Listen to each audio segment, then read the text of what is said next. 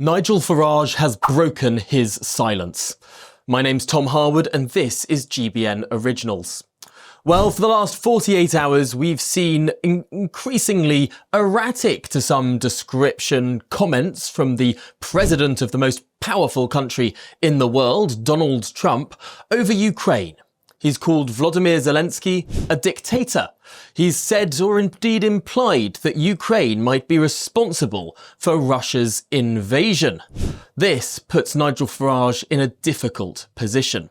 Nigel Farage, of course, has been an ally of Donald Trump since back in 2016. Sometimes it seemed that Nigel Farage was Donald Trump's only senior political ally in this country. And yet, now that Nigel Farage has gone back into politics, is leading a party that by most polls today is at the #1 spot in British polling. 27% at the latest YouGov poll. That's ahead of the Labour Party, the Tory Party and all the others. This puts Nigel Farage in a tricky position between what the British public think and what Donald Trump has been saying on the issue of Ukraine. Yes, it has been some time before we've heard what Nigel Farage has had to say over these comments from the United States president.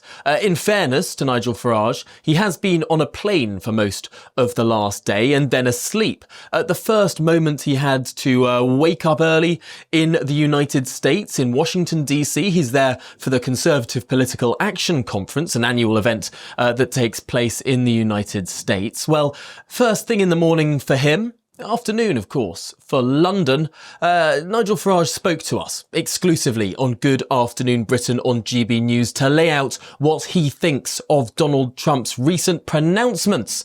And he's walking a tightrope.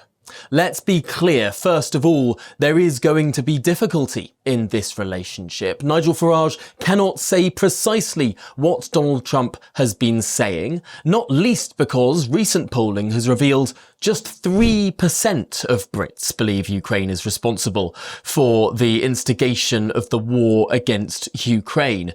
Yes, that's a lower proportion of Brits than think that the Loch Ness Monster is real or that don't believe man landed on the moon. Indeed, I went through a whole host of peculiar polling questions to try and find anything, any idea or cause that's believed in by less or around 3% of the British public. The only one I could find?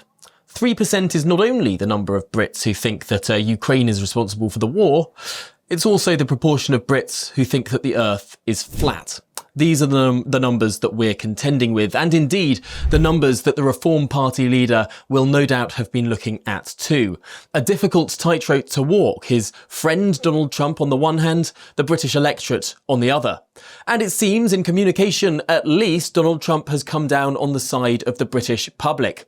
In a rebuke, a seeming rebuke to what Donald Trump posted on Truth Social in the last 24 hours, calling Volodymyr Zelensky a dictator, Nigel Farage has said today, Volodymyr Zelensky is not a dictator. He, however, delivered a caveat to that. He said that very often what Donald Trump says should be taken seriously, but not literally. Seriously, but not literally. The implication there that Donald Trump doesn't literally believe Volodymyr Zelensky is a dictator. But this is difficult, of course, because Donald Trump seems to have been talking in the language that we've heard from senior Russian diplomats. We've heard it from people like Sergei Lavrov, the foreign minister of Russia, the long-serving foreign minister of Russia. We've heard it from people around Vladimir Putin. The idea that Zelensky is not a democrat, but a dictator. That language being parroted by Donald Trump is a difficult position for the Reform Party, and clearly the Conservative Party in the UK smelt blood. Because last night we saw Kemi Badenoch, the Conservative Party leader, tweeting that democratically elected Volodymyr Zelensky is not a dictator. She said that much earlier than Nigel Farage. Again, Nigel Farage says that this is because he was on an aeroplane and then asleep in a different time zone, and commented today exclusively on GB News. Using the internet without a VPN, a virtual private network, is a bit like taking to the road without car insurance. All it takes is one unlucky moment to cost you a lot of cash. This video's sponsor is Private Internet Access. They are the VPN to help keep you safe. Click the link in the description below to find out why over 30 million people have downloaded PIA to protect themselves online. A virtual private network is an app that hides your IP address and helps keep your data private. When you're browsing the internet at home, you give up a large amount of data to businesses, to shops, and indeed to social media giants too. Hackers have the ability to steal your personal data with ease, including sensitive information such as passwords, keystrokes, and even your personal photos. Private internet access helps protect your personal data by encrypting your internet connection to keep your data out of the hands of cyber criminals. And it's not just hackers either to be concerned about. Information can be censored too. When Canada passed their C-18 bill, social media giants decided to ban news content on their platforms. But PIA can protect your ability to consume the news and content you love. Private internet access is available for Windows users, Mac OS, Android, Linux, iOS, and you can use one PIA subscription to protect an unlimited amount of devices. And we've got a huge GB News discount for you too. Click the link in this video's description and you'll get a massive 83% off PIA. That's under £2 a month, the price of a coffee, and you'll get an extra 4 months completely free on top. Also, there's a 30-day money-back guarantee too. Visit piavpn.com/GB News to start protecting yourself digitally today. But there were 4 elements of what Nigel Farage had to say, and it started with 2 moments of clarity with regard to what he thinks. Then we'll come on to 2 major elements of Reform UK policy. First, on the comments, he said that Volodymyr Zelensky is not a dictator. That is an important gulf that has opened between Nigel Farage and Donald Trump. Secondly, he said that Ukraine is not responsible for the war.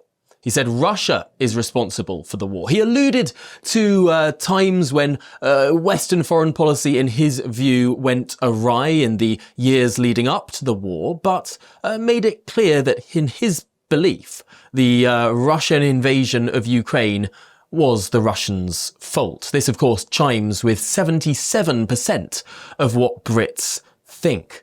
The rest, of course, the 3% who think it's Ukraine's fault, a larger but small percentage who think both are equally to blame, and those who have no opinion on the matter. Clearly a supermajority, 77%, blame it squarely at the Russians' door, and that seems to be what Nigel Farage has said to us today on GB News.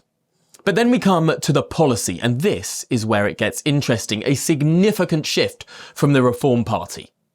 Firstly, it is clear that Nigel Farage says there should be elections in Ukraine, perhaps before the war is over. He wants a more or less immediate timetable for elections to take place, and that would address some of the concerns we've seen on the Republican right in the United States that Zelensky is acting as a dictator. This, again, the tightrope that Nigel Farage is walking, suggesting that elections must be held. He drew a comparison, indeed, in this regard, to the United Kingdom in 1945.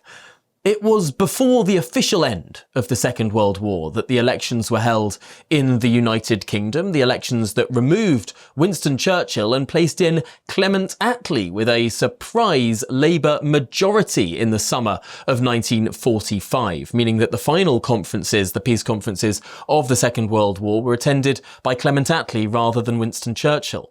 However, it is also true that the elections in the United Kingdom were held after what's known as VE Day, Victory in Europe Day. Yes, the fighting had stopped in Europe. Hitler was dead. The vast majority of British troops who had been on the European continent, well, they were dismissed, ready to come home. Although, of course, many of them voted while they were overseas. But the point here is that Europe was at peace by the time that Britain voted. So is this an apt comparison? Would the comparison rather be there would have to be a ceasefire before Ukraine went to vote, if we're following that logic. Of course, the United Kingdom of Great Britain and Northern Ireland went 10 years without a general election. Between 1935 and 1945, there was due to be an election in the autumn of 1940. But of course that summer saw the Battle of Britain, the German bombs raining down from the sky on London and many of our large industrial cities. The election didn't happen for another 5 years. Clearly, a parallel can be seen in Ukraine. This takes us on to the second element of reform policy revealed by Nigel Farage on GB News today. And that is that Ukraine must have a security guarantee as part of any peace agreement.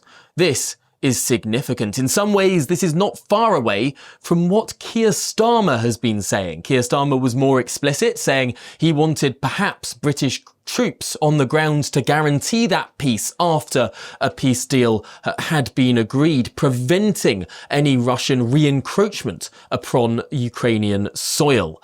But there have been other suggestions in terms of what this peace guarantee could be made up of. Could this be a peace guarantee of a no-fly zone enforced by NATO aircraft? Could this be a peace guarantee of the nuclear umbrella? Could this be a peace guarantee made up of European countries, of Britain, of the United States, of NATO altogether? All of these questions are left unanswered. But they are also left unanswered with regards to Labour Party policy. The Defence Secretary John Healey has also today been speaking, mere minutes after Nigel Farage finished speaking to us on GB News. The Defence Secretary had to say that there should be a security guarantee, but wasn't explicit in what form that security guarantee would take. In some ways, has the Labour Party policy shifted towards the Reform Party policy? Have these two parties been converging in the last 24 hours with regard to their position on what sort of Ukraine we are going to see after any peace agreement may be reached?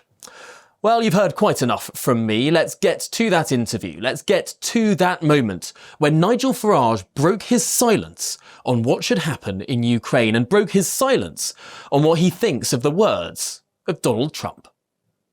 Nigel, the country is waiting with bated breath to find out what you think about what Donald Trump has been saying recently about Ukraine, particularly the President Zelensky, calling him a dictator, suggesting that it was he who started the war. What are your thoughts?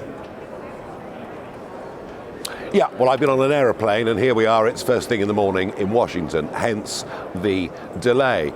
You should always take everything Donald Trump says seriously.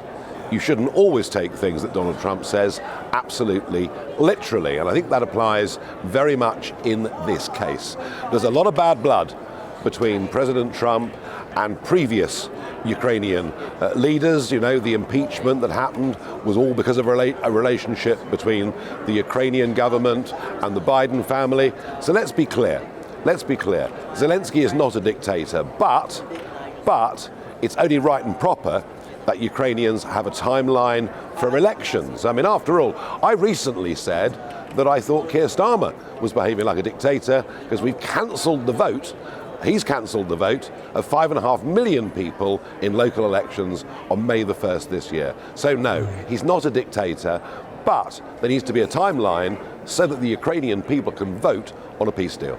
A timeline is a very, very important piece of nuance in that conversation because, of course, the United Kingdom famously did not hold elections during the First World War. We did not hold elections during the Second World War. There wasn't a single election in this country between 1935 and 1945. Is your timeline for Ukrainian elections going to be post-war?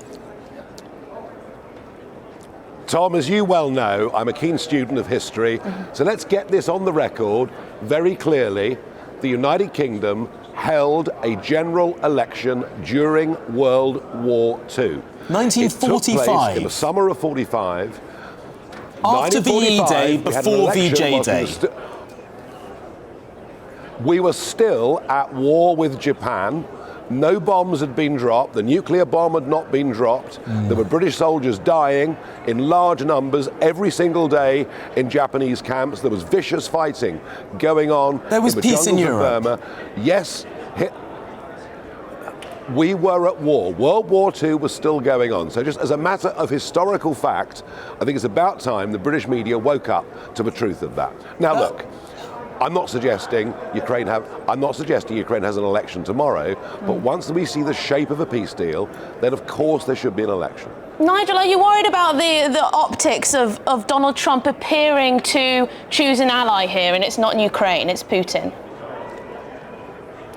Well, hang on a second. I mean, Trump got elected saying he would talk to Putin, he would bring Putin to the negotiating table. That is exactly what he's done. And by the way, the American conversations with the Ukrainians have been endless conversations. They've been going on for year after year after year. Now look, we don't know, you don't know, I don't know what the final shape of this deal is. But is it right to try and seek a peace in a war that has now seen 1 million battle casualties? Yes. And there's great upset in Britain and Europe because, frankly, over the course of the last week, they've shown themselves to be pretty irrelevant in all of this. And I think, I was listening last night to a very close, when I arrived very late, to a very close advisor of Donald Trump's. He said, look, we've been warning Europe for decades to up their military spending. You've allowed us as the Americans to carry the heavy burden for the cost of NATO.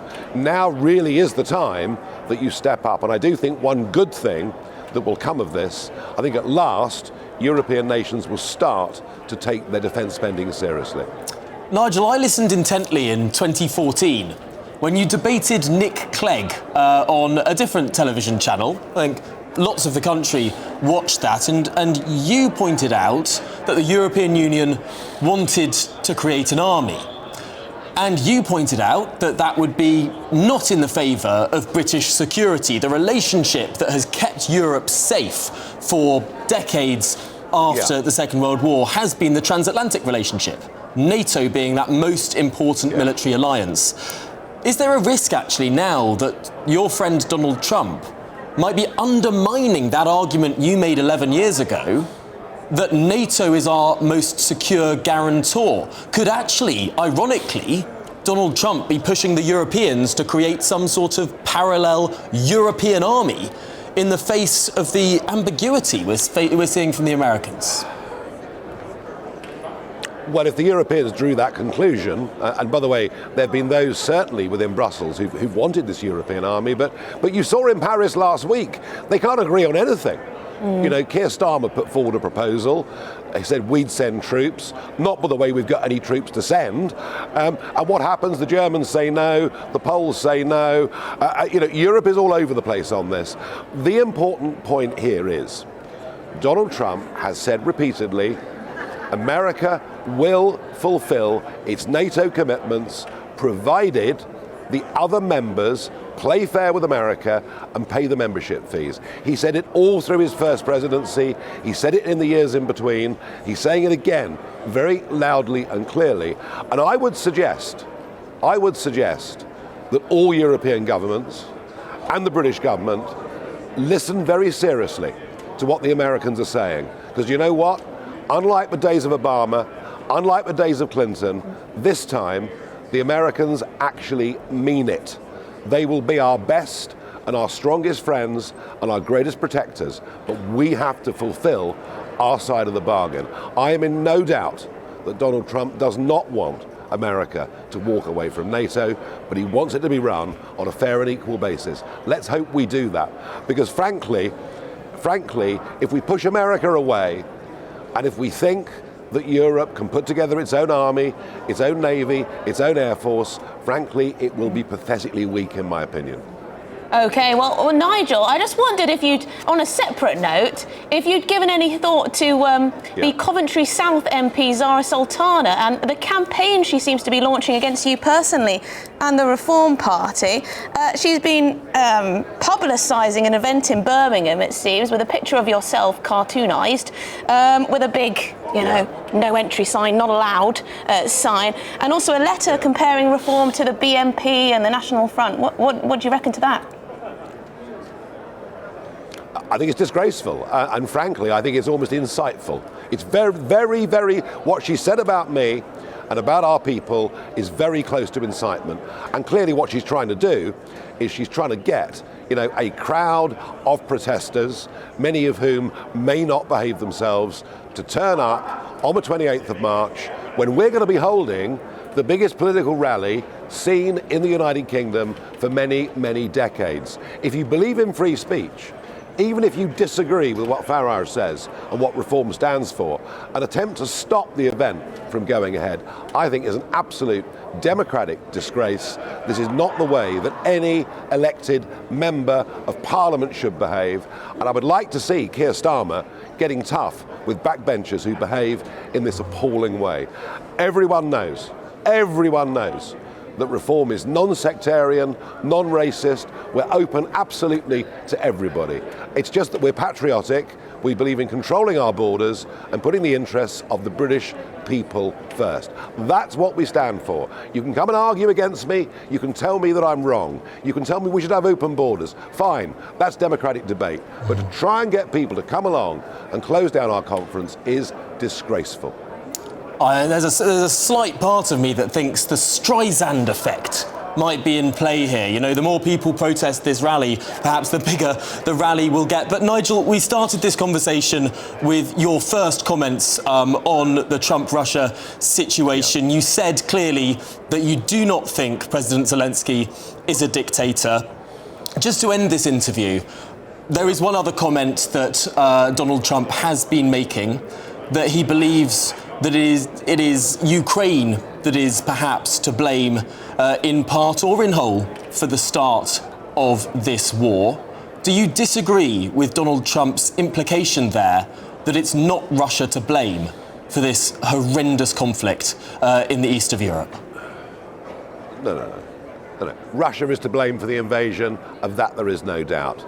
Were there geopolitical mistakes made by all of us in the decades that preceded that? That's an argument, that's a conversation I've had many times over the years, in particular, Tom, in 2014, when I stood up in the European Parliament and I said there will be a war in Ukraine.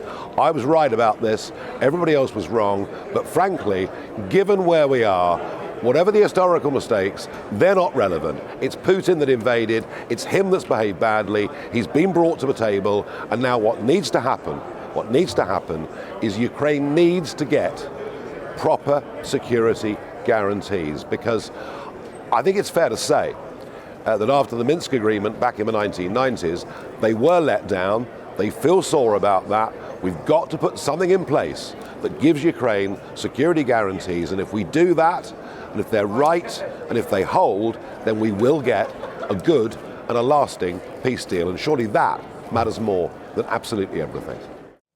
Well, what do you make of that? Are you more in the Donald Trump camp or the Nigel Farage camp? Are you in the Keir Starmer camp? Or has the media been exaggerating the differences between Donald Trump and Nigel Farage? Are these more harmonious than perhaps things would first appear? Is Donald Trump trying to play a fast one on the Russians by seeming to be more on their side before a deal could be reached? Or does what Donald Trump think change almost by the day? I know there are more opinions out there than there are days in the week. There are more opinions out there than there are possibilities for a security guarantee for Ukraine, but I'm sure you'll have a lot of fun discussing them all in the comments below. Remember to subscribe to the GB News YouTube channel for far more exclusive content, like what we've learnt today about Nigel Farage.